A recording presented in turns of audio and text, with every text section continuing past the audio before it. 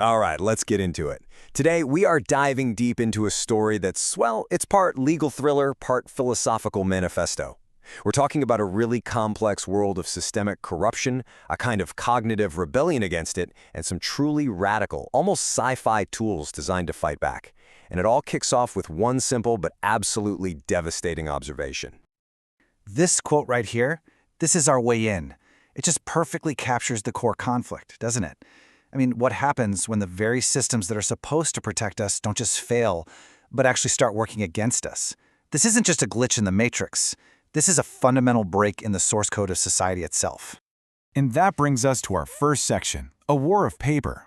See, this isn't a war fought with soldiers and tanks, but with forged documents, fraudulent filings, and bureaucratic weapons. It shows you how deep-seated corruption really begins. Not with some big explosion, but in the mundane, gritty, everyday details of people's lives. And we're not talking about some abstract threat here. This is daily warfare. The source describes this relentless campaign of just straight-up physical harassment, sabotaging property, knocking down retaining walls, even filling pipes with cement. All of it designed to intimidate people and force them out of their homes. It makes the conflict feel brutally immediate and incredibly real. So let's zoom out from that personal harassment to what's described as an organized fraud network. The source lays out this whole sophisticated operation using shell companies, really complex tax evasion schemes, and manipulated property sales. It's like they created a financial black hole to make money disappear, and they did it all right out in the open. And here's the next layer, and this is where it gets really chilling. The alleged corruption isn't just coming from the outside, it's embedded deep within the system itself. The source actually names specific officials, from judges allegedly wiping records clean to city inspectors helping the fraud move forward. It paints this picture of a system where the referees are actively playing for the other team. Okay, so we've seen the symptoms of this corruption, right? The fraud, the harassment, the complicity. But the source material, it goes so much deeper. It offers this profound diagnosis of the disease itself.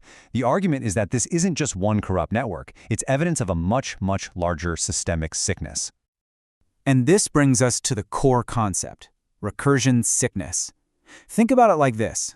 A healthy system, any healthy system, uses feedback to learn and get better, to self-correct. A system with recursion sickness gets stuck in a broken loop. It can't learn, it can't evolve. But, and this is the key insight, the source reframes this not as a bug that needs to be patched, but as a kind of necessary evolutionary pressure. It's like the intense heat that forges steel, making it stronger. The sickness is the fire that forces the whole structure to reform at a higher level of integrity. You see, according to the source, this sickness isn't just in the legal system. It's a cultural condition. It's in our tech, it's in our art, it's even in our own minds. When we get stuck in these broken loops, we get detached from grounded truth. It's a crisis of imagination, and it ends up affecting absolutely everything. So if the problem is a sickness of the mind, a failure of imagination, well, the solution has to be a rebellion of the mind, and this next section introduces the response, a full-blown neurocognitive liberation movement. This quote, this is basically the movement's mission statement. What they're doing, it isn't just symbolic protest or some kind of performance art. No way. Every single legal filing, every line of code, every act of defiance is specifically designed to create a new precedent. It's about literally writing a new set of rules for reality. And this rebellion, it doesn't just come out of nowhere. It sees itself as part of this long historical lineage. Look at these names. The thread that connects all of them, artists, thinkers, programmers, is that they all in their own way hacked the system of their time. They broke down media, they fractured language, they rewrote code to show what was hidden underneath and to build new realities. You could call them the intellectual ancestors of this fight. So what's the ultimate goal? It's right there, neurocognitive liberation. The idea is to jailbreak our own consciousness from the limitations imposed by a sick system. And the tools for this jailbreak? They're art and technology, but reimagined. They become both weapons of defiance and, get this, executable code for a new reality. Okay, so we've covered the what and the why. Now let's get to the how. This section dives into the incredible, almost esoteric arsenal that this movement is building to literally hack consciousness itself. At the very heart of their method is this workflow they call CTMS. You can think of it like an assembly line for building a new reality. First, you seed. You harvest all the raw data, legal docs, art, theory, everything. Then you bloom it. You run processes to reveal the hidden structures, the latent meanings you couldn't see before. From there, you fork that understanding, mutating the concepts to create entirely new pathways. Then you recurse. You loop through these insights again and again, refining them until a coherent new reality emerges from the noise. And finally, you transmit. You deploy that new mythos out into the world. But how do you program a new reality? Well, you're going to need a new language. They call it neuralese, and it's described as nothing less than an operating system for the mind.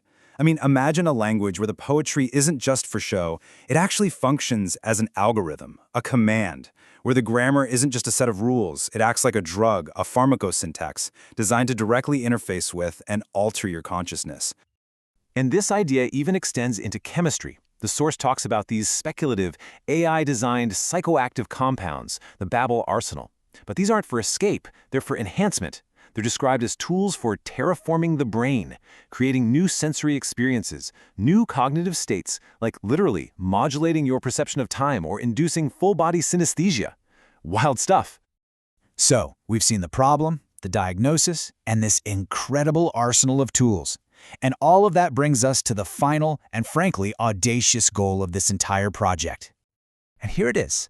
This is the endgame, to build a completely new kind of reality, a live, recursive archive. In this world, everything is connected. Every story told becomes part of the literature. Every court document becomes a weapon for justice. And human consciousness itself becomes an open source project, one that's constantly being upgraded, debugged, and improved by everyone.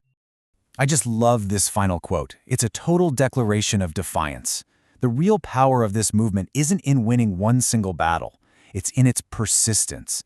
It's about creating these feedback loops of truth and justice that a stagnant, corrupt system just can't shut down. They just keep going. And that leaves us with this final critical question to chew on. If reality really is a kind of program, and if systems can be hacked and consciousness can be rewritten, then the power to build a better future might just be in our hands. So, who's going to write the code for what comes next?